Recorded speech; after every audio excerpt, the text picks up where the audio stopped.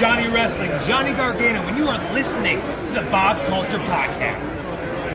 Guys, it's time to talk WrestlePalooza. WWE had a massive event, WrestlePalooza in Indianapolis last night. And, well, it was a spectacle. I saw some mixed reaction online. I actually enjoyed it. I want to know what you guys thought for sure. But we opened up with this ESPN meets WWE package, which I thought was pretty cool. If you think about it, and I know there's relationships in the past, but to see ESPN cover WWE the way it does and pro wrestling, that's not something you would see as much in the past. You wouldn't really see like a WWE marquee moment or, title change on the SportsCenter Top 10. Now people are literally getting notifications with the ESPN sound about WrestlePalooza, about the results, and it's a different world, and it's very cool to see those worlds meet. Because I always say, yes, we know it's predetermined. Yes, we know it's scripted, but these are athletes, and I see it every weekend on the Independents. These are athletes, incredible athletes that can do crazy, incredible things. I do want to talk about, of course, the women's match, Io Sky versus Stephanie Vaquer in just a little bit. But the way the night opened with that nice video package I thought was great.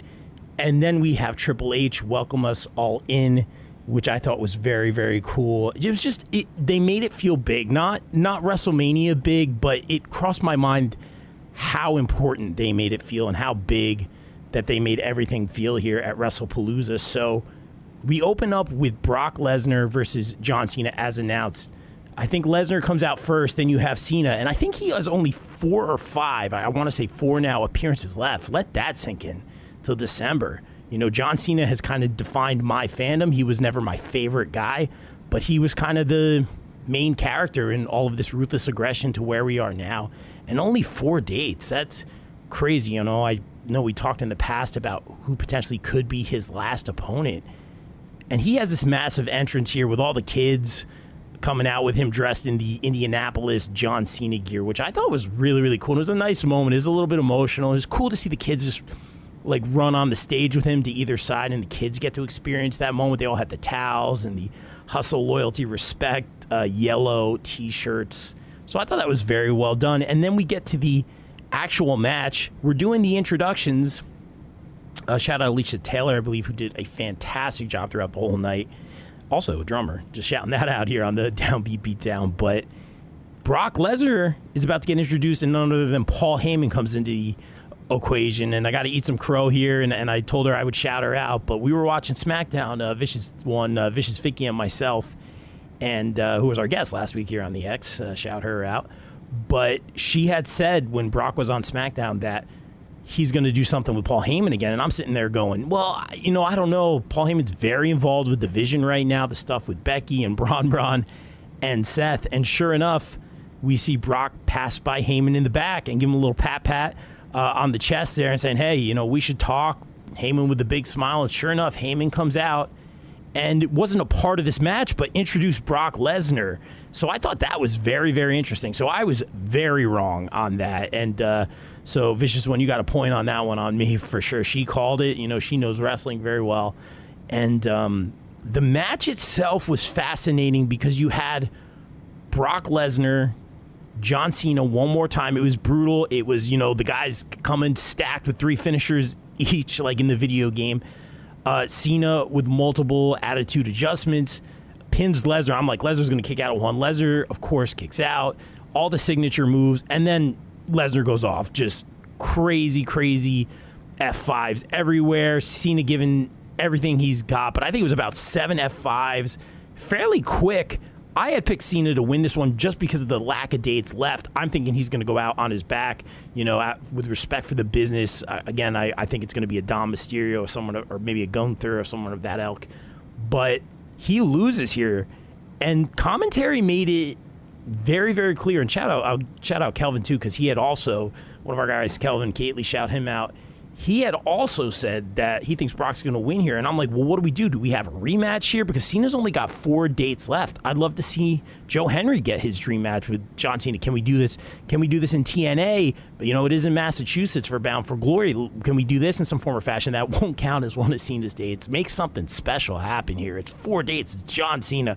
Let's go all out. And he is leaving it all in the ring. But something else I noticed is that commentary constantly saying how Lesnar is back, Lesnar's here, Lesnar's back. So this makes me feel very much that this isn't a one-off. They were saying things like, the locker room better be warned that Lesnar is back. He's in his final form. I think they even used that phrase word for word. So they really shined a light on Lesnar being back. Heyman and Brock reconnecting was certainly noteworthy. I do want to talk about, I'm going to skip to what I thought was the match of the night, and that was Stephanie Vaquer versus Io Sky. I was so excited for this match. Every time they had crossed paths, 2 amazing women's wrestlers, nay, 2 amazing pro wrestlers, 2 of the best pro wrestlers on the planet. And you can see they've attached the jetpack to Stephanie Vaquer, because Vaquer, in just 12 months with WWE, I believe that's what they said last night, correct me if I'm wrong, has won the NXT Women's Championship, the NXT Women's North American Championship, held both of them at the same time, the only woman to do that, and the first ever woman to do that, obviously, but had to relinquish the NXT North American Women's Championship so other people would get a chance. She loses the NXT Women's Championship to JC Jane because they want her on the main roster. And we've been saying this for a while. She's on the main roster now. Naomi, congratulations to her and Jim Uso, now expecting, has to relinquish the WWE Women's World Championship. So now we finally, after all this time, finally, and I've been critical of this, we have Stephanie Vaquer, who also won the Evolution Battle Royale, beat everybody in a couple months here on the main roster. Maybe I'm wrong, maybe less than 10 matches on the main roster, and is now the Women's World Championship.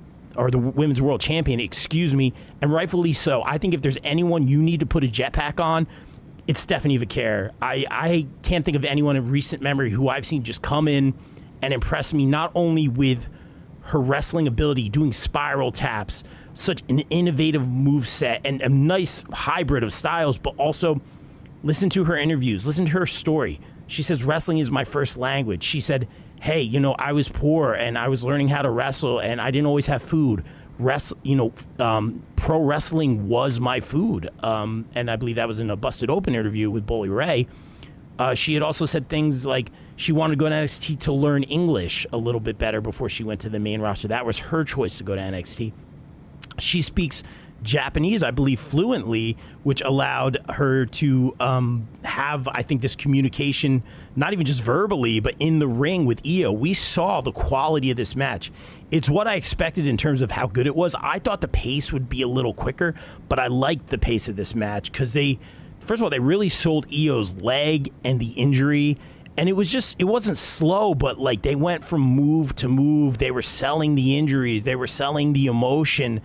And you talk about the ending of this match, you get that spiral tap, picture perfect, and you get that show of respect from Io. No, I'm sorry, first from Stephanie to Io, bowing in the ring, both ladies bowing to each other, embracing in the middle of the ring. This is not good guy, bad guy. Like I always say here, it doesn't always have to be good guy, bad guy. And I know it's a tale as old as time, and those are the most, I don't want to say important, but the most intriguing stories. But you can have babyface versus babyface for a title, for a tournament match. It can have emotion, and it can be really, really good. This may be up here for a match of the year contender. I want to know what you guys think about that. But Io, Stephanie, what a match, what a moment. And of course, I have to talk about this. Stephanie going out to the crowd with her dad, embracing her dad who supported her dream, the big hug. Stephanie crying. She was holding back tears. And what a moment. What a moment for Stephanie Vaquer. Match of the night, WrestlePalooza. And again, credit to Io Sky pulling out some moves I have not seen her do for a while, and some things for the first time as well. And I've been a big proponent of Io Sky for a while. So two of my favorites, Vaquer now with the Women's World Championship. An emotional night, an emotional match, potential match of the year in my book. Shout out Stephanie Vaquer and Io Sky. Tremendous job, both women. Let's get to our second match. I know I skipped ahead to the women's match, and I thought that stole the show. We're going to talk about we call them Team Braun Braun from the Vision, taking on Jay and Jimmy, the Usos. Great entrance. They ran it back. They played both Uso songs, which I thought was cool. And LA Knight is a special guest referee. This kind of went down exactly like we had predicted. Perhaps more of a heelish side of Jay Uso, the LA Knight of it all. We didn't have him as a special guest referee. I think that was announced pre-show, or was that SmackDown? I think it was the pre-show. Correct me if I'm wrong. But little last-minute addition. This was after our predictions, obviously. Perfect spot for LA Knight here. I do see LA Knight going fully fledged heel. I think the Jay Uso thing is a swerve. Although he could go heel, it would make sense. He's always been the hothead. Jimmy's saying, you're acting like Roman. And Roman has chosen him to be the next tribal chief, if you remember that Bloodline story. So I think there's a lot going on with the Bloodline, both on SmackDown and on Raw. Roman is coming back soon. He's obviously filming Street Fighters. So I'm interested to see what happens with the Bloodline headed towards Survivor Series. But this match was exactly what we expected, and it was a must-win for the Vision, Team Braun Braun, and they both looked great. Great match here, solid match.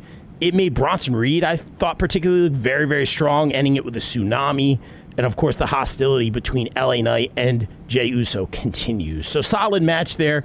I think they accomplished the business that they needed to do. Vision looked strong. However, on the other side of the Vision, Seth Rollins, the World Heavyweight Champion, and Becky Lynch, the Women's IC Champion, take on the returning AJ Lee. She's lighting it up with her husband, CM Punk, in a mixed tag match. We saw, this was cool because it was like almost a tornado tag. I don't really know what the rules were necessarily. They did the kind of who's going to start thing, and then the tags kind of stopped. At one point, I wasn't even sure who was the legal man and the legal woman in terms of competing in that match, but we had the intergenderness of it all, where Punk even put a sharpshooter on Becky, and AJ locked the Black Widow submission onto Seth Rollins. So that was cool to see. I really forgot how cool the Black Widow submission is. It's very unique. That cannot be easy for her to just kind of stretch and contort her body in that way for that submission and hold it that long. I think she had it on Becky for like 2 minutes or something like that before it was broken up. So that was very impressive. Shout out AJ Lee, and heck of a return. Very little signs of ring rust. She's in phenomenal shape. I mean, I really can't say anything negative about that match. You know, I thought there was a level of silliness to it, which we had seen on Monday, but I think this is just the opportunity for two couples, two husband and wives, to face each other, which is pretty rare in a rare mixed tag match in WWE, and really have fun with it. And I'm sitting there like, oh, this is getting a little silly at times, but why not? Like, now's the time. This is different. Let's make a different kind of match. Let's make it silly. Let's have fun. Let's really let everybody shine in this match. And I feel like they did that. There were moments, there were some nice like 1-on-2 and 2-on-1 kind of tandem offense scenarios. So I thought this was really fun and just a really nice moment for AJ Lee and CM Punk. I've been critical of Becky Lynch in the past couple months, but it's all come together. Complete 180. I was wrong on that. It all makes sense now. Now that she's gotten away from the IC, Lyra, and Bayley feud of it all, this is perfect for Becky, who is officially part of the Vision. Looks like Paul Heyman's back. Monday Night Raw should be very, very interesting. So, solid job there. Again, I know people have been very critical of WrestlePalooza. I really, really enjoyed it. And I know there were some big moments. I did not get to watch All Elite Wrestling. I think it was All Out. I know some friends that were out there covering it. I heard it was a solid show, and there were some moments there. I only was able to watch, of course, WrestlePalooza. And guys, let me know what you think about, and we'll talk about this next week for sure, but let me know what you guys think about being able to access WrestlePalooza. Was it easy for you guys? It's, the new ESPN of it all, with this new merger with ESPN and WWE, this new deal, this new streaming service. It took some doing on my end to get it. At one point I'm like, oh, I might not be able to watch this. So very curious what everyone's experience was with the WWE WrestlePalooza being on ESPN. It's very interesting. It's new, but I do love to see ESPN and WWE working together. Sports, entertainment. Like Triple H said, sports has always been entertainment, and it always will be. The main event of the evening was the undisputed WWE champion Cody Rhodes defending against, the Scottish Warrior Drew McIntyre. These guys had a great hard-hitting match. The callback to the almost Claymore basement drop kick through the commentary table. First of all, great callback, very innovative move. I haven't seen that one so much, so that's very innovative for this feud. But the commentary tables and the set and the mat and everything really had even though the entranceway was just big screens, it looked really crisp, but the commentary tables were beautiful. The color scheme and the way they were laid out and just the apron and everything and the mat looked great. But shout out the commentary tables of all things. I thought it was fantastic.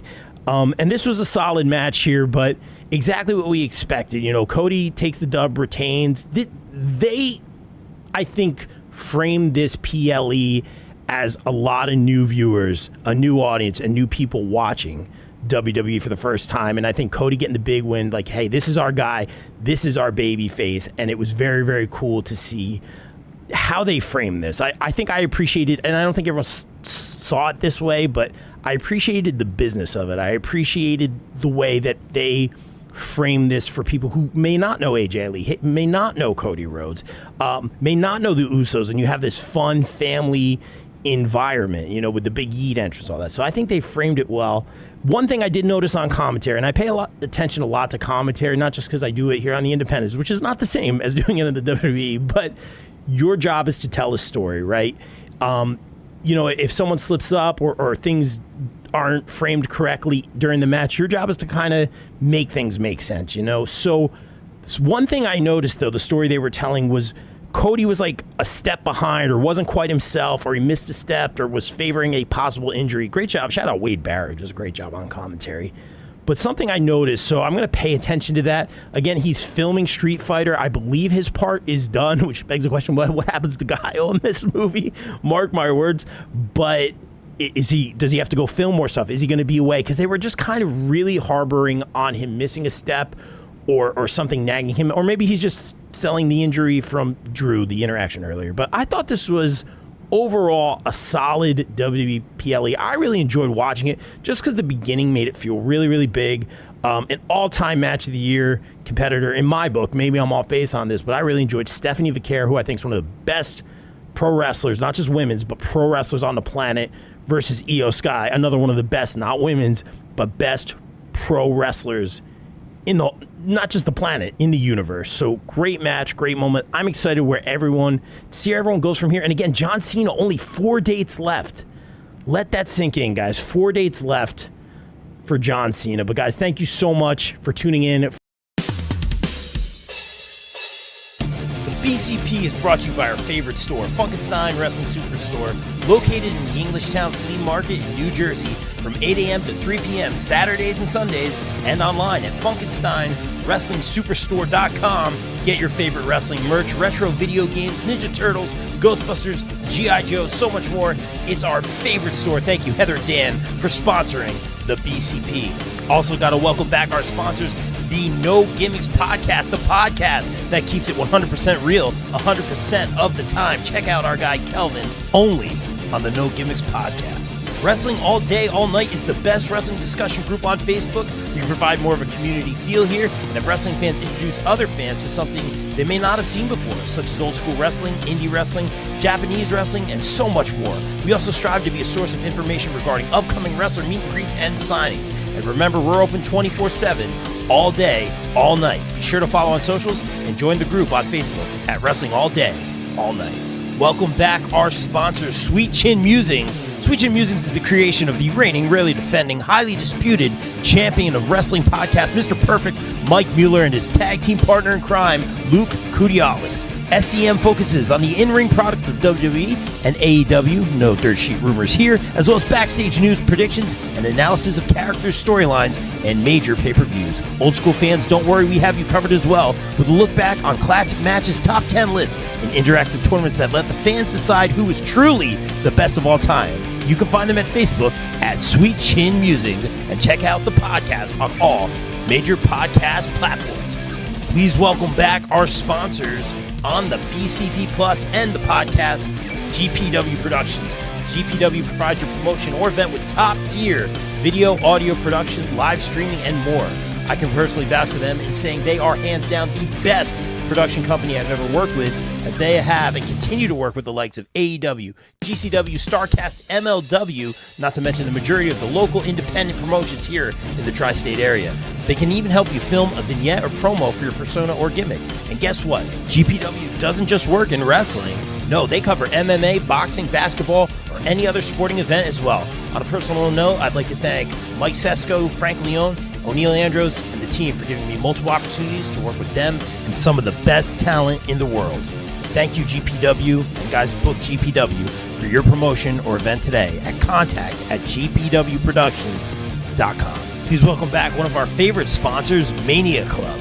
Established in 2015, Mania Club is a WWE-recognized community for fans with an eclectic love for both the world of professional wrestling and raising money for Connor's Cure. During WrestleMania weekend, we host the official tailgate of WrestleMania while also celebrating the life of Connor McCullough. They are the single largest donor within the V Foundation for Connor's Cure with over 150,000 raised. Please donate and join the Facebook group over at Mania Club on Facebook. Donate at jimmyv.org/Mania Club. Guys, please welcome in our new pod sponsor for the months of May and June, J. Adam Photography. Jay provides quality, artistic, innovative photography with a quick turnaround time. Be sure to check out his latest ISPW wrestling pics and much more stellar content. Right now, wrestlers can do a special portrait shoot with Jay in Sparta, New Jersey for just $50. Contact Jay at Jay Vogel on Facebook and be sure to follow him across socials. Thank you, Jay, for sponsoring the BCP. Guys, let's welcome in our new pod sponsor, Cooper Groove Grips. When you play Cooper Groove drumsticks, you get increased sensory feedback from your hands, so your grip will naturally loosen, but you have complete control. With that taking place, you don't have fatigue and soreness, which can lead to long-term issues. Guys, as a drummer, Cooper Groove is my drumstick of choice. Sweaty hands aren't a problem. Grip is good. Don't forget to check out their amazing Cooper Groove bats coming out soon. Guys, follow at Cooper Groove Grips on Facebook. Guys, please welcome in our new podcast sponsors, ISPW Weekly, where we dive deep into the world of ISPW, the crossroads of professional wrestling. Join Jumpin' Jay and Total with Tom every week as they interview the stars of the ring, uncover their stories, rivalries, and the electrifying action that defines ISPW. Be sure to check out ISPW Weekly on the ISPW Facebook page every week. Are you looking to press play on feeling good again? Well, Twisted Shamrock Studios and Spa, our premier sponsor here on BCP Plus, Delaware County's Retro Recovery Rebels. They're here to rewind time and reboot the way you heal. From therapeutic massage and assisted stretch therapy to glow-up facials and energy work, this is where function meets feel good. Perfect for athletes, overachievers, and everyday Joes and Janes who need real relief with a vintage twist. Not to mention pro wrestlers. Reboot your body, recharge your soul. Rock the retro vibe. Call or text 484-574-8868 or visit twistedshamrockstudiospa.com. Guys, please welcome back our returning podcast sponsor, USDN. USDN Podcast is run by USDN Chairman and the Council of Nerds. We bring you all the latest news and rumors from the world of nerds and consolidate it right here at the U.S. Department of Nerds. USDN is for the people, by the people, and of the people. Follow them at facebook.com/US Department of Nerds. Guys, please welcome in our new pod sponsor for 2025, the Ropes and Riffs Podcast, featuring Maestro John Kiernan speaking with the stars of professional wrestling about their in-ring, tunage, gear, and so much more. Check out John's interviews with the likes of Lince Dorado, Mercedes Martinez, and so much more. Find the Ropes and Riffs Podcast on all major podcast platforms. Guys, please welcome back our returning sponsor from the left side. Get hit from the left side with all the wrestling and sports news you can handle. Thank you from the left side for sponsoring the BCP. Please welcome back our returning sponsor, independent superstars of pro wrestling ISPW, ahead of their Wild West Wrestling Showdown. That's going to be Friday, September 19th at Wild West City in Byram Township, New Jersey, starting at 7:30 p.m. It's going to be Leo Sparrow challenging Justin Carino for the ISPW Heavyweight Championship. Evil Chica teams with Vicious Vicky Venuto against Tina San Antonio, Ava Everett. Many more matches. Get your tickets now at ispwwrestling.com. Please welcome back our returning sponsor, Warriors of Wrestling, ahead of their acclaimed King of New York tournament Saturday, September 6th at Fun Station in Staten Island, New York. Get your tickets now at warriorsofwrestling.com. Don't forget to get your tickets to Bree Combination Wrestling, the Grand Rumble, a tribute to Mama Pan. That's going to be Sunday, September 21st at the Mecca, 106 Bergen Ave, Ridgefield Park, New Jersey, for the Grand Rumble. Don't forget the BCW World Heavyweight Champion, the Allfather, Darius Carter, defends against Kelsey Reagan. Get your tickets now, and don't forget it'll be streaming on Title Match Network. Please welcome back returning BCP sponsor, Bell to Bell, ahead of Saved by the Bell, September 20th, 2025 at 3 p.m. at the world-famous Monster Factory. Check out matches like Vicky Venuto taking on Gabby Ortiz, Haas House versus Leah Knight and Taylor One Shot. Don't forget, you'll see former WWE superstar Tegan Knox, Lena Cross, and many more. Get your tickets now at belltobell.com. Guys, please welcome back a returning sponsor, EM Collectibles. That's right, they feature live signings, collectibles, toys, and more. Be sure to follow them on their Facebook page and stay tuned for upcoming events. Those upcoming events include September 6th, Veteran Pro Wrestling presents September to Remember, special appearance by American Gladiator, Malibu, and Glow Star Tiffany Milan. September 27th, 90s Wrestling Con with Scotty Riggs. October 25th, Glory Days Grapple Con 3 with Brutus Beefcake, Harvey Whippleman, Bill Alfonso, and one more possible name. May 2nd, 2026, New England Fan Fest with Adam Ball, Henry Whippleman, The Headbangers, and Power of Pain. Please welcome our newest podcast sponsor. It's the SDN Podcast for in-depth WWE predictions, pay-per-view reviews, and insightful interviews with wrestling personalities. I highly recommend the SDN Podcast. They cover all the big events and give you expert analysis every single week. Be sure to subscribe and stay updated on everything pro wrestling. Thank you, SDN.